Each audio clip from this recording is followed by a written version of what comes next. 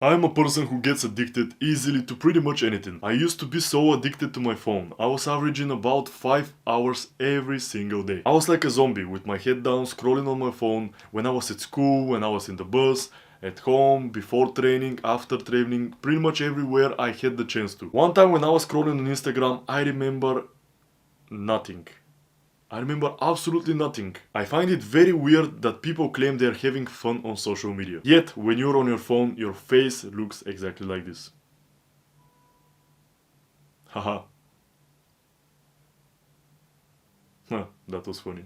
When you're on your phone, you're not having as much fun as you think, and most importantly, you don't have a single memory. The only real happiness and real memories are in real life. Social media is fake in every single sense. I realized these things quite early and tried to quit social media multiple times. First, I tried to delete the app on my phone, but then I noticed myself always finding ways to get to the app, either through my laptop or through some browser, some Safari on the phone, something like this. It had such a strong effect on me that I couldn't detach from it even for a week. Then I came across one video of a famous Bulgarian boomer type of YouTuber. The title was something like a message for the young generation of Bulgaria or something like this, and he was pretty much giving advice to the young people to live a more authentic life away from all the modern bullshit. For some reason this video clicked for me. It ignited a fire inside of me that made me delete my social media accounts the next day. After this moment I lived without social media for the next 1 year, and it had an amazing benefit on my mental health. My happiest, my most fulfilled, my most productive times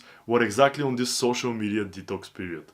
I don't think that's a coincidence. Then I was about to go abroad for the summer, first to Italy and then to Greece. I was thinking to myself, I'm going somewhere completely new where I don't know absolutely anybody. It's better for me to download Instagram so I can socialize and fit in better in that new environment. In my entertainment job, we're working in hotels where we need to go around the guests and make small talk. My philosophy was that since I am making so many new cool friends, I might as well add them on social media, maybe take some photos, maybe keep in touch after they're gone, and maybe eventually meet in the future. I was looking to make real, long-lasting friendships with these guests. However, this never happens. We meet all of these new cool people, but after 1 or 2 weeks, life goes back to normal, and unfortunately we forget about each other. This is the reality of life and human nature. Your closest people are the ones that are close to you in distance. So the only reason that I got social media for was not valid anymore. The summer ended, I came back home and I decided to quit social media once again. Now I have no Instagram account, I never use Facebook, I don't have Snapchat, and I will never go on TikTok. Most of the people around me think that I'm crazy, and here I have a very important point. When you do something out of the ordinary, people are always going to perceive you as crazy. I don't expect a lot of people to understand the videos I put on this channel. I know that my ideas may seem a little bit more extreme and misunderstood for a lot of people, but this channel is not for the average man. This channel is not for the average folks. This channel is for men who want to really improve their lives in all areas. In this movement that we're creating here right now, I'm looking for tigers. I'm looking for guys who want to be something more than good. Guys who want to be great. Every great man understands that in order to achieve excellence, you need to make sacrifices. The bigger the sacrifice, the bigger the reward. Are you willing to sacrifice mindless scrolling and entertainment for a better mental health, better self-esteem, and more happiness? The choice is yours. I'm absolutely aware that nothing in life is neither 100% good or 100% bad. I like to make my decisions based on logic. I like to consider both sides of the coin and then decide what is good for me and what is not. That's why I will present both the pros and the cons of social media. I remember in one period of my life I was trying to upgrade my social skills by approaching different people on the streets. I was trying to approach them, to ask them to make small talk, to get to know them a little bit, and then when it came to actually making a friendship, we had to exchange some kind of contacts. And when I told them I don't have Instagram, I don't have social media, they looked at me like I was crazy. So all the work I did with them, all the social experience kind of vibe that I was building with them was all gone. Just because I didn't have social media accounts. And in these social interactions, it's all about vibing. It's all about how people feel in the conversation. That's why I can understand how this could be a mood killer. Not having any social media can create friction in the interaction. And having an Instagram and just typing your name can be much easier than just saying, yeah, my number is 0800750. You get me, you feel the point. Social media makes it easier to fit in. A couple of months ago, I started working at one international company, and my job was to answer phone calls from America trying to figure out different solutions for the problems of the customer. And in the first weeks that I was meeting the team leader decided to make one group. So she asked everybody from the team if they have either Instagram, Facebook or WhatsApp, and where do they prefer the group to be in. Absolutely everybody said that they prefer the group to be on Facebook. And since I didn't have Facebook, I was the outlier. I said I don't have any social media, guys. And this kind of put me like the outsider of the group. You know, it's cool to be different, but it feels nicer to fit in every group. That's when I remember everybody was treating me a little bit different from now on, and I eventually had to make a Facebook account just so I can go into the group. So nobody else was willing to go into WhatsApp just because of me, but I have to adapt to the social environment. So you're always going to be kind of an outsider when it comes to these situations. But this is actually not as bad as it sounds. If you think about it, you're going to push the people that you're not going to get along with anyway,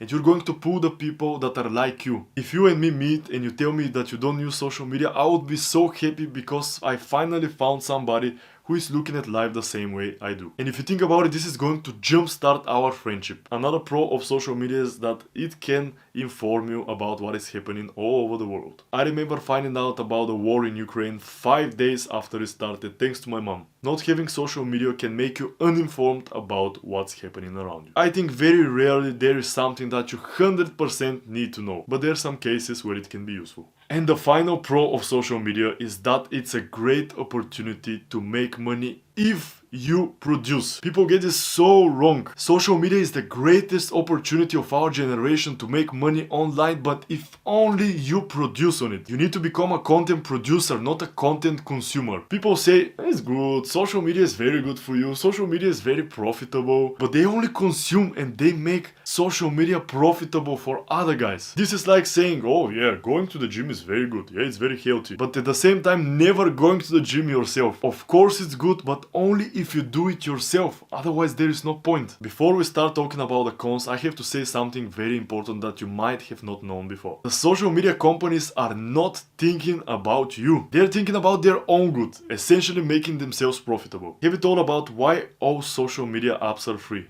How are they making money? In a normal transaction, you go to the supermarket, you want to take 5 bananas, you pay $5 for them, and you get the 5 bananas. However, when it comes to social media, this is not a normal transaction. You're not paying with your dollars. You're paying with your time and attention. Facebook is selling your attention to the companies that put ads on Facebook. So in the end of the day, the biggest goal of these tech nerds in Silicon Valley is to make you addicted to the platform so you spend as much time as possible. And I want you to be aware that they're using all kinds of evil strategies just so they can get you hooked to their platform. They are not thinking about you. The first con of social media is that you constantly compare yourself to fake people. You go onto social media, what do you see? A jacked fitness model, some hot chick, one of your friends having the time of their life on a vacation. Let's say some rapper with 1 million followers. Some millionaire on a yacht. Your friends on a big party. One of your friends showing their head and graduating from university. These are events, not life. You may say, I already know that. Who doesn't know this? This is not real. It doesn't affect me in any way. Yes, you might realize it consciously, but it goes deep into your subconscious. The subconscious is like the more powerful, deeper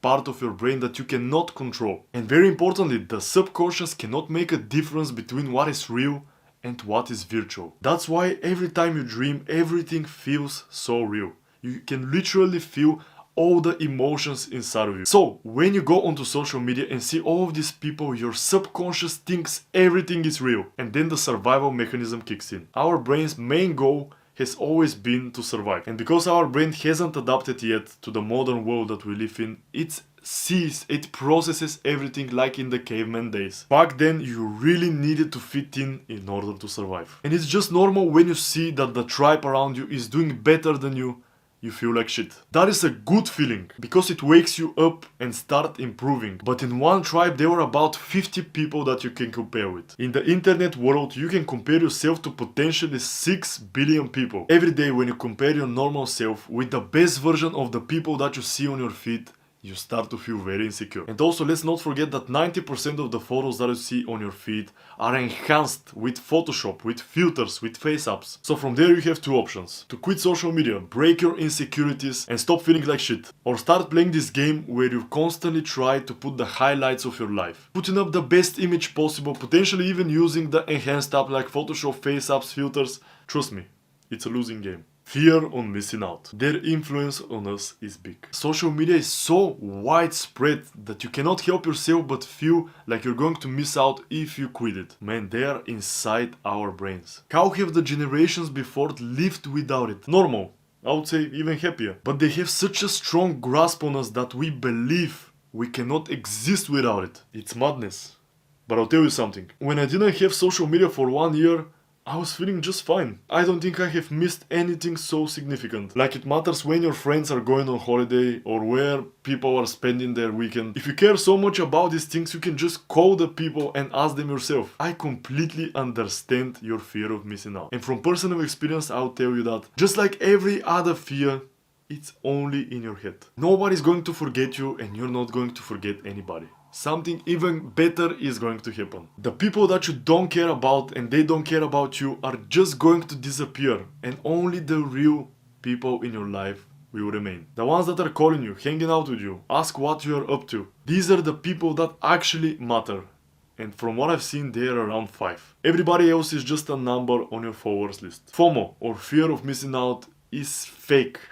And you're not going to miss out on anything. The only thing that is going to happen is that you're going to find out what is important and what is just fluff. Social media takes away your concentration. We live in a distracted world. The biggest problem that people face these days is called procrastination. It's funny because this word didn't even exist 20 years ago. What procrastination means is that you're in this distracted state where you cannot concentrate on a single task and finish it. Your mind constantly wanders, thinking about other stuff that is not important, and you cannot even for 10 minutes concentrate on the task at hand. It's kinda sad what the world has come to. The biggest and most obvious reason for this procrastination problem are our phones. All these social media apps, but especially the worst of the worst apps, TikTok, is made in such a way that it keeps you constantly overstimulated. Every 10 seconds you jump from one video to the other video to the third video, and you cannot seem to even stop. What this does is shortens your attention span so much that it now feels impossible to watch longer form video. You're constantly looking for shorter and more stimulating type of content. That's why with all my heart I believe that you cannot be productive and being on social media at the same time. As the famous Saint Augustine quote says, complete abstinence is easier than perfect moderation. I was writing the script for this video in a complete deep work state. I learned about this concept from the book Deep Work by Cal Newport. Deep work simply means that when you work on something, you need to be laser focused with zero distraction. Otherwise, you're doing shallow work. This is one of the things that makes my blood boil. When students say they study for 8 hours, 10 hours, 12 hours, when you do something for 10 minutes and then you go on your phone and text your friends for another 10 minutes, this is not 20 minutes of work, it's only 10. For example, writing the script of this long video took me about 3 hours of deep work. I'm wondering how much it's going to take me to finish the whole video. So 3 hours for script writing, 1 hour for just recording, and maybe 5 to 6 hours for editing. So in total 10 hours is going to take me of deep work to actually finish one long video and upload it to YouTube. This is something that a distracted person doing the shallow work is going to do for 15 to 20 hours. Absolutely everybody is procrastinating on their work. You may argue that it depends from a person to person, but that is not the case. Literally the next day I deleted social media, I became from the biggest procrastinator to a production machine. When you always have something to consume, when you always have a page to scroll down, or people that are texting you all the time, you get tempted, and I don't judge you for that. I admit that I am not strong enough to hold the temptations of my phone. As I told you about the quote, I prefer complete abstinence than perfect moderation because I cannot achieve this perfect moderation. For me, it's impossible. And you can say, yeah, you're different than me, I can do it in moderation, but the thing is, you and me are not so different. You and me have all the same this primitive brain inside of us that is controlled by all the different tactics of influence and addictiveness that they're using while programming their app. The moment that I removed the temptations in front of me, I got 10 times more productive. Because when you think about it, without social media, your phone becomes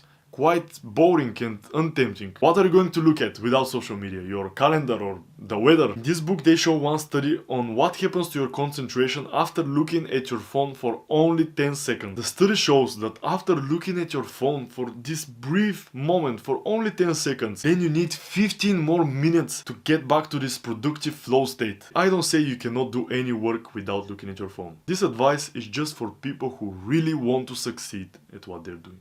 Social media loses you a lot of time. I want you to pick up your phone, open it, and look what is your screen time. Obviously, if you're watching this video in the morning, it wouldn't be so high, but on average, people have a screen time at around 3 hours a day. I was averaging 5 to 6 hours when I was addicted. You probably have seen these motivational videos of famous and successful people like The Rock or Arnold Schwarzenegger, where they speak about how you have enough time to do anything. You know, they say something like, you sleep for 8 hours, then you go to work 8 hours, you have 2 times of traveling back and forth, and 2 hours of eating, and then you have these 4 hours remaining where you can really focus and achieve your dream. When I was watching these videos, I was like, yeah, it makes complete sense.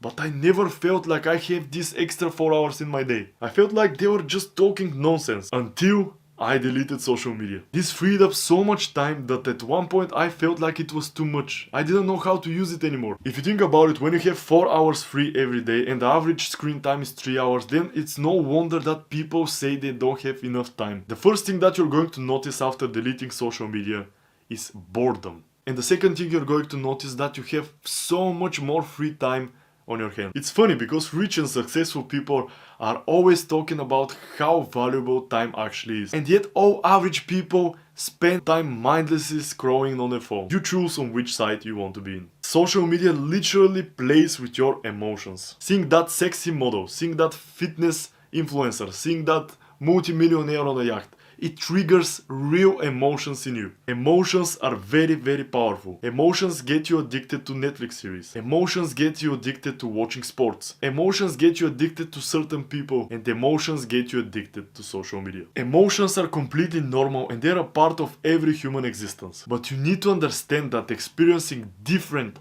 very strong emotions every 10 seconds is not natural. Your brain gets literally fried in the process and you get numb to real life. This is one of the most annoying sights that you might have experienced in your life. You go to meet your friends at a cafe or in a bar and you just see them not talking to each other, just zoned in on their phones. Why? Because the phones are much more entertaining, much more dynamic, much more emotion triggering than real life. When your emotions are triggered every 10 seconds, you lose your capacity to feel. You become apathic and you cannot appreciate real life. You might say, I don't get triggered by social media at all. I'm smarter than this. I'm not so stupid. I can control my emotions and my feelings. Okay, bro, I want you to remember a time when you saw a picture of the girl you liked on Instagram or a story, whether is she alone with a bikini or with some other boy. Did that trigger an emotion in you? Tell me this didn't trigger an emotion in you. This emotion was the same as you would feel in real life. If you have any integrity, any pride, any respect for yourself as a man, you wouldn't like for some tech nerds to have control over your emotions, would you? Social media makes you an internet person. When you spend all of your time on the internet, you lose your perception of reality. You need to fully understand that almost anything you see on the internet is over-exaggerated. I like to call them internet people. On internet, everything is extreme, everything is explosive, crash and burn, and everything is black and white. But when you take some time off social media, you realize, you see with your own eyes that the world is much more complicated. The world is not always entertaining, it's not always flashes and booms and pows. It can be boring, it can be mundane, it can be grey, and that is okay. You see that people around you are not perfect. People around you are deeper than you thought. I cannot fully explain it to you. You have to live it yourself. But now, after living this lifestyle, living without social media for a long time, it's easy for me to distinguish the internet people and the real life people. Internet people are very judgy, very superficial. They look only on the surface. They are very shallow. They don't have independent thought. They don't have critical thinking. They cannot adapt their thinking to the current situation. They follow only what they see. They follow only what their idols preach. And most importantly, they don't have presence in real life. They cannot feel the present moment. They don't have anything going on for them in real life. They have no personality. And certainly I don't want the boys here on my channel to be like this. Imagine there was a perfect elixir. It makes you more present, more productive, it gives you more time, it makes your relationship better and more fulfilling. It makes you more confident and less anxious. Would you take it? Would you take it every day? Would you take it every time you possibly can? Or would you take it in moderation? This elixir represents life without social media. If you haven't experienced it before, you wouldn't know what it's like. You can even take my word for it, but it's not the same. The only way to find out is to take the elixir yourself. Change is possible.